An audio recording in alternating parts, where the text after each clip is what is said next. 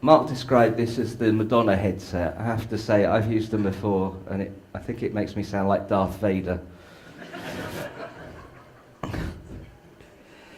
So welcome to Krakow. Thank you very much to Mark and the ACCEE. I understand that's how you say the acronym. Welcome to Krakow. Thanks for giving me this opportunity to speak. I'm going to be very quick. I've got 15 minutes, and we're going to start with a couple of questions. Can we move to the next slide? I don't have a clicker. Okay, so we've called it the Dragon Wakes.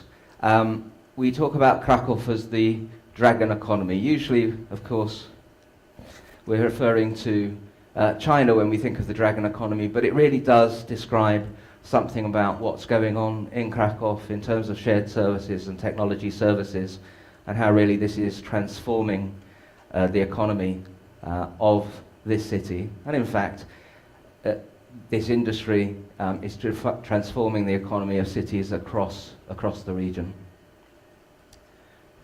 Right, so I'm also going to take advantage of your machines, your voting machines. And we'd like to kind of find out who's in the room. So the question is, where are you based? Are you based in Krakow?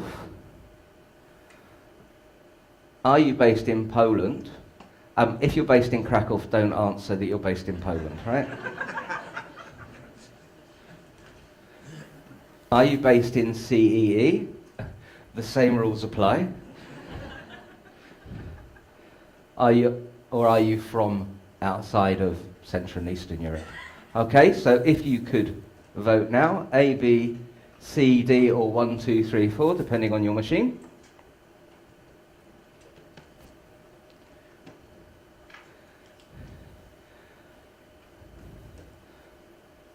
Okay, lift off.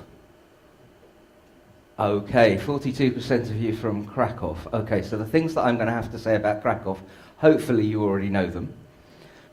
But 32%, okay, so 50%. I'm not very good at maths, but 50% of you are from outside of the Central and East European region. Okay.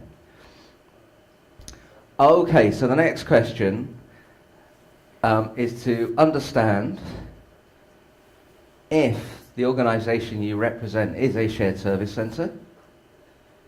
Is it an outsourcing centre? Are you a vendor? Or none of the above? And the results are, wow, 57% shared services, 70% roughly, right, from shared services and outsourcing, and only 16% of you are selling. My God, okay. All right, so let's move on.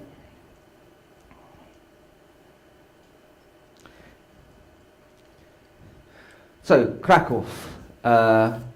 In fact, okay. So, something seems to have happened with my slides, so let me just have a look. This is rather about Aspire. So Aspire is an organisation which gathers together the shared services, the outsourcing centres, the technology development centres, and all of those companies that are providing support services to those companies in Krakow. So really what we're about is the acceleration of the ecosystem which is supporting the development of our industry in Krakow. And we are Krakow focused. And we have, it says 150 plus members, I think it's 155 today's figures. And it's very much around pulling people into a room and sharing learning, sharing experience. And it's incredibly important because the market is so dynamically evolving and developing that we really can learn off of each other what the potential for the market and our own development is. So these slides got mixed around the other way. So that's actually about Krakow. So in the last 10 years, Krakow has become the leader within Europe within this sector. Not just in Central and Eastern Europe, but within Europe. It's 9th globally. And that's a measurement from the Thollon's 100 top cities for global outsourcing. There are 130 centres, in fact that's out of date, there are 160 centres in Krakow. There are 55,000 people working in the industry in Krakow. It's not just a story, of course, about Krakow. Krakow, of course, I like showing this side because Krakow is at the top of that of the graph. But this is plotting the rankings of the top 100 cities over the last 10 years. And so you can see there's a really strong performance from Central and Eastern Europe. Back to Krakow, these are the brands that are in Krakow. And one of the things that you learn in terms of attracting investment into a location is that brands attract brands. So people sometimes worry about competition, but in fact what's very, very telling is that companies operating in the same vertical are very often attracted to come to a location because their competitors are already in this location. And what that demonstrates to them is that they can do what they want to do here.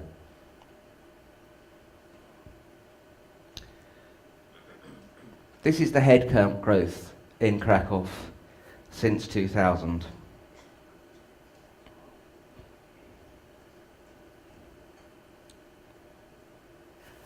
What you can see is there's a 20% growth in headcount year on year. So the compound annual growth rate over the last 6 years has been 20% per annum.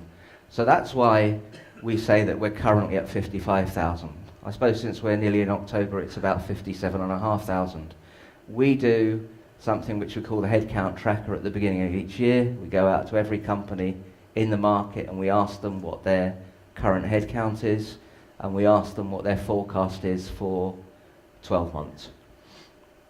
So we've been doing it over the last 6 years, and so we know that it's accurate, at least it's been accurate over that 6-year period. So 50,000 are the actuals from January the 1st, so they're entirely accurate. 61,000 is our forecast for January 2017.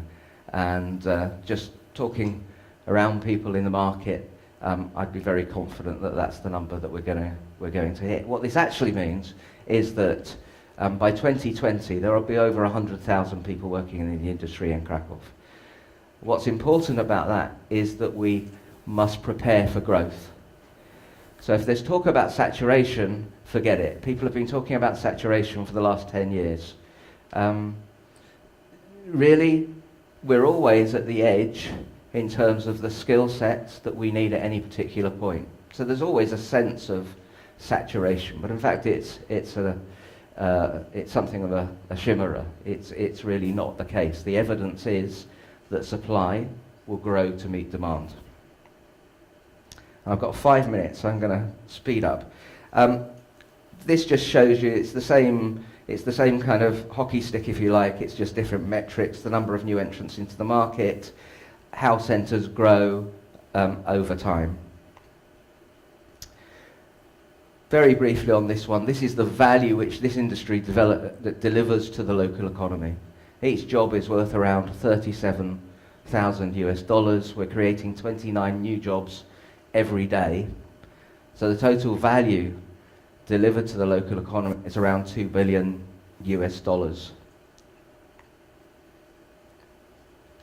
Oh, sorry, I forgot to. I'm moving mine on. I'm not moving yours on. Sorry.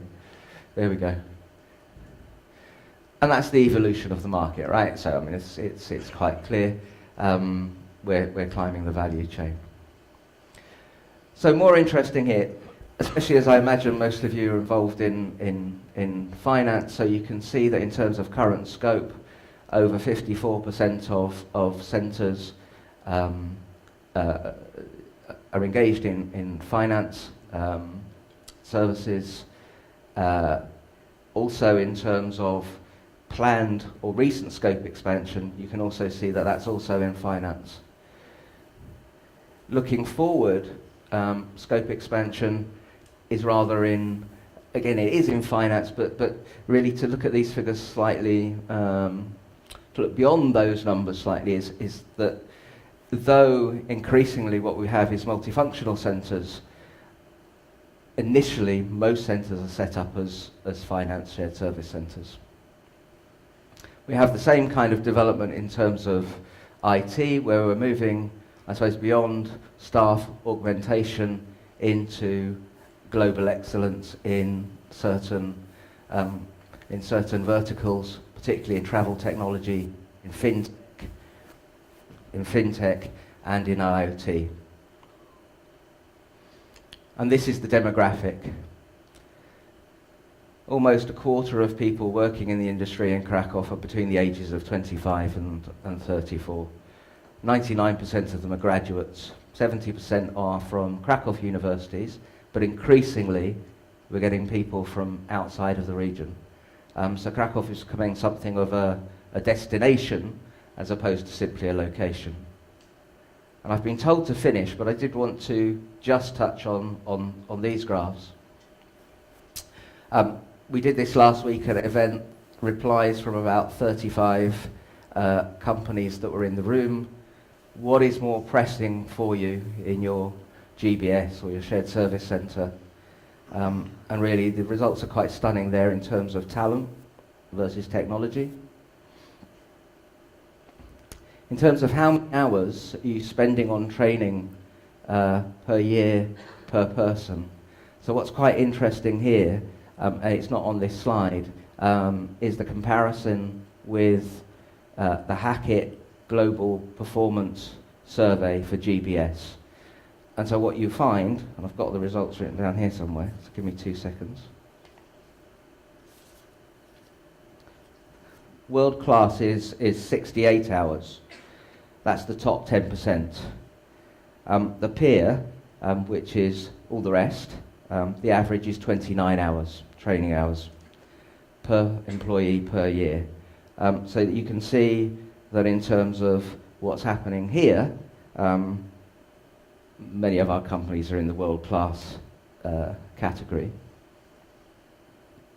And then again, if you look at training spend, so according to the Hackett survey, world-class is $1,500 or just under $1,500. So 14% of companies in this market are spending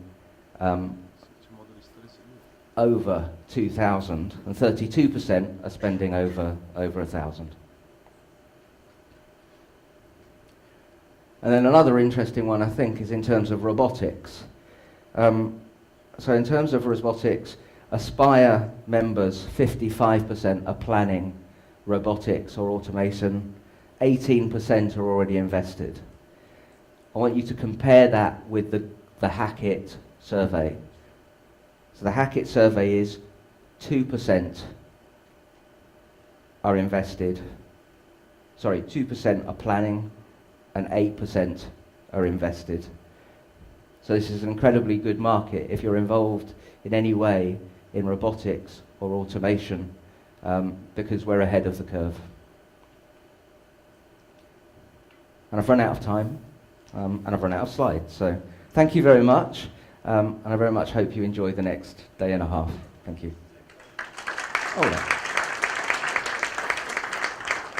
I have run out of time, but apparently I've got time for questions. So are there any questions? Go on, be brave. Be controversial. Right, yes, please. What do you think is the biggest challenge in Krakow that you have in terms of the growth in this segment, shared service segments? What is your biggest top 2 or 3 challenges? Biggest challenges. Okay, well I think if you asked anyone, they would say the biggest challenge is retention. I mean, they're recruitment challenges, right? So, or people challenges. So it's about retention, and it's actually about recruitment. So because we're growing at 20% per annum, it actually can be quite difficult to find people. Because we're growing at 20% per annum, it means that we are competing with each other for talent. Now, interestingly enough, salaries are not rising exponentially, all right, at around 2% per annum above inflation. So it doesn't seem to be having an impact so much on cost, but it does have an impact on performance. So that would be one, I suppose that's the key challenge. There's another challenge, I think, in terms of perception, and it's related to that one. And it comes back to that notion of saturation and that preparation for growth. Because you need to have confidence in a market in order to continue growing, in order to keep preparing for growth, in order to keep building the infrastructure, in order to keep having the office space, etc. So that's a challenge around perception. And some slides I didn't show you, I mean, that perception also feeds into how your stakeholders look at you, whether they be stakeholders in the business or the local stakeholders, and whether they believe, for instance, in terms of the local stakeholders, that this is an industry worth supporting. That's why we have those numbers there which demonstrate the value delivered to the local economy. Yeah. In one of your charts, you're showing Krakow before Hallam. Sorry. In one of your charts, you are showing Krakow ahead of Prague.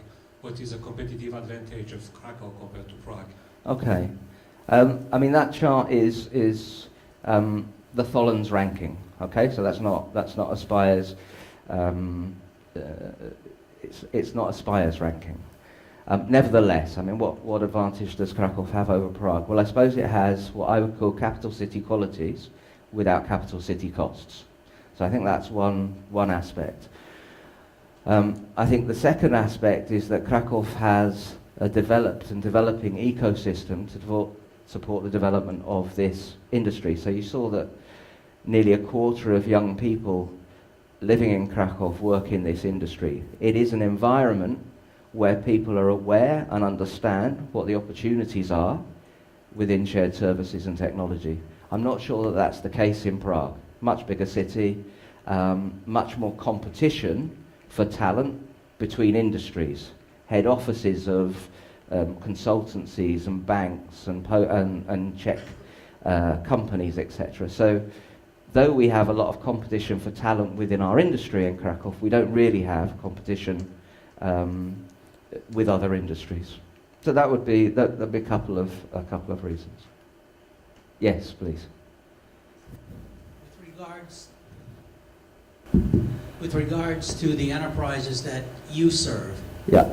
are you finding that your dialogue about progressive attitude, development, preparing a body of aspirants to take good positions in these companies, there is a cost mandate and there is a mindset mandate among the leadership?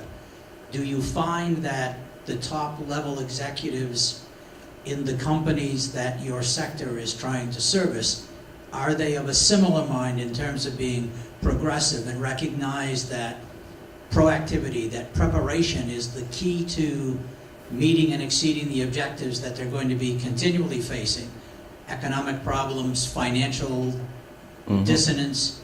Are you finding that the leadership at the top of these companies are in the same direction, in the same boat that you are? Okay, so leadership, local leadership, yes, and this would be the big development, I think, over the last 3 years. We did a survey 4 years ago asking about the relative priority that our centres give to stakeholders. And what was very striking about that is the priority was given to the stakeholders who were elsewhere, the customers, clearly, the shareholders, etc., but not to society. In fact, that scored very lowly.